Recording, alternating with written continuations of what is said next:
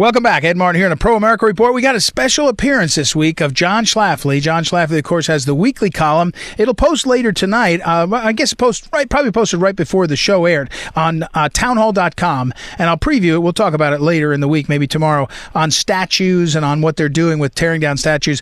But I really wanted to get John on because, as I mentioned in the opening segment tonight, that the executive order that President Trump signed on the topic of visas, immigration visas, everybody knows what build the wall means. Everybody knows what, why are we giving amnesty to illegals? There's a conversation. Some people want to give amnesty. Most normal Americans, seems to me, want to stop the amnesty.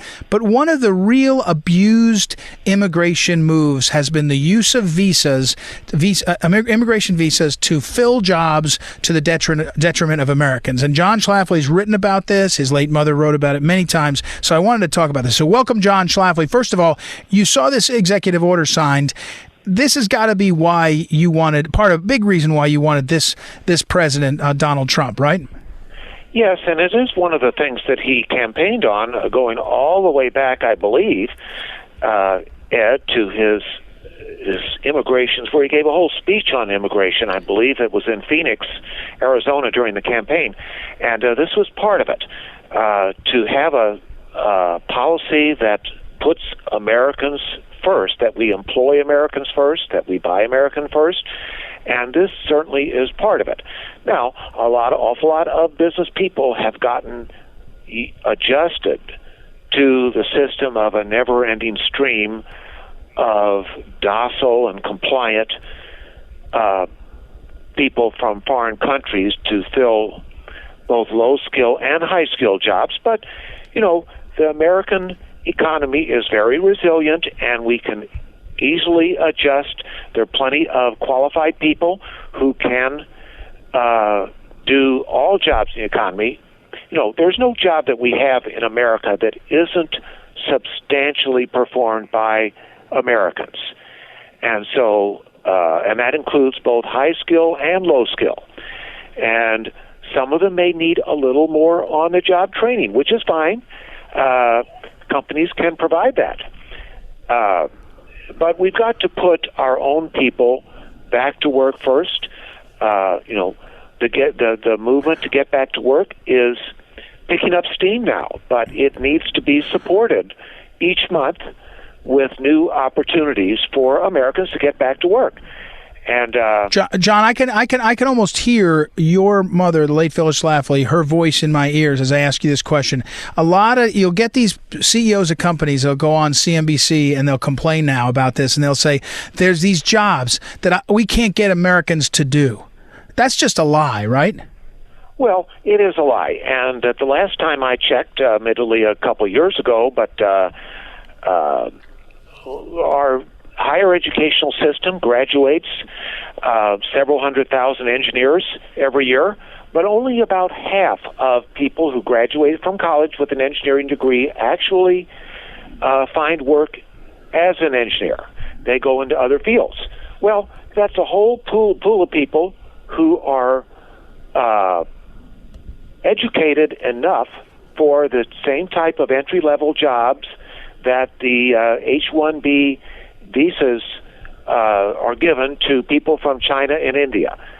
And so there really is no need to import people from China and India to take jobs in the high-tech industry.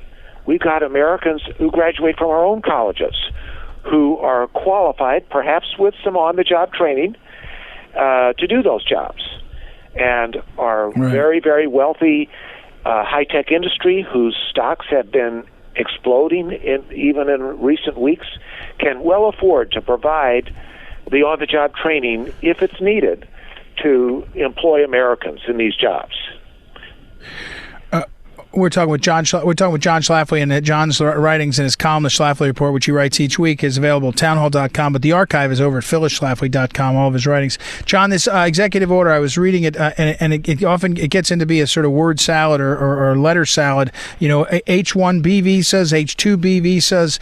When you're talking about guest worker programs and these immigration visas, clarify for our listeners, is this the strawberry workers in California? Is this the tech workers at Facebook? Is it some combination in between? Where's the abuse happening? Is it all the above? Well, and this executive order pauses all new immigration visas. It doesn't revoke the ones that exist, so it's just saying stop for now. But what are we talking about? What kinds of visas? What's in these visas?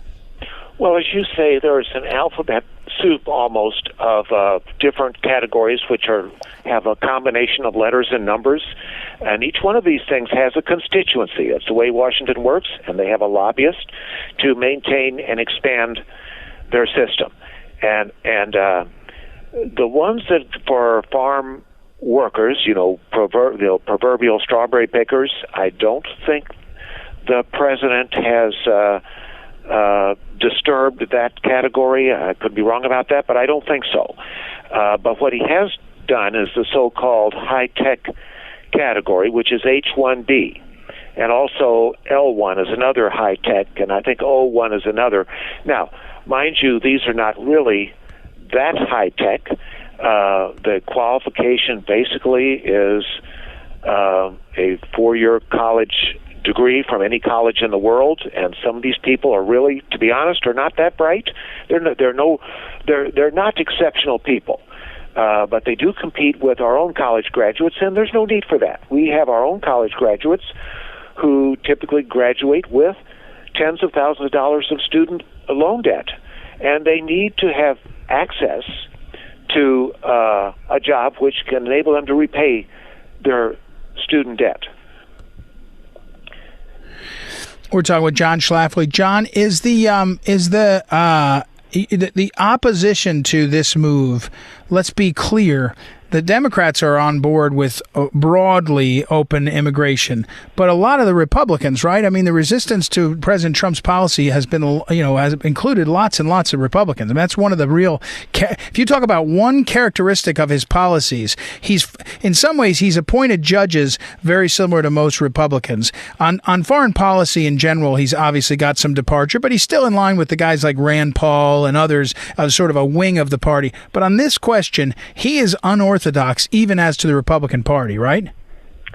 Yes, he is, and as everybody knows, the Democrats seek immigrants because they see votes in the immigrants. And the truth is that all immigrant groups tend to vote Democrat, and that's true of high skill just as much as low skill. It's true of people from India, China, Latin America, wherever, and that needs to be a concern for Republicans who are shooting themselves in the foot by a steady stream of people coming into this country if they eventually becomes. Now, of course, work visa people are not supposed to vote. They're not citizens. But eventually, if they have children, if they eventually get green cards and so forth, eventually become citizens, the statistics are simply unstoppable that immigration from all parts of the world increases the power and strength and constituency of the Democratic Party. That's if any of your your listeners have to face that reality. Right. It's not a race thing. It's not an ethnic thing. It's simply the numbers don't lie. It's the truth of it, and that's something to bear in mind.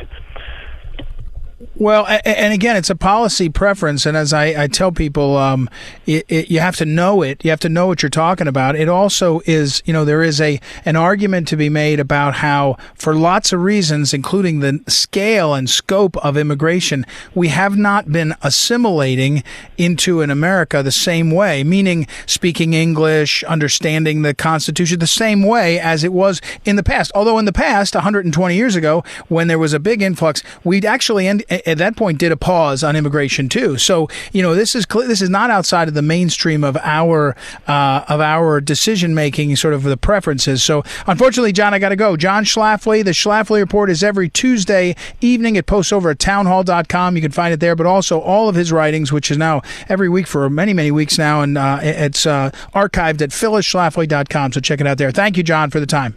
All right, we'll take a break and be back. It's Ed Martin here on the Pro America Report. Be back in a moment.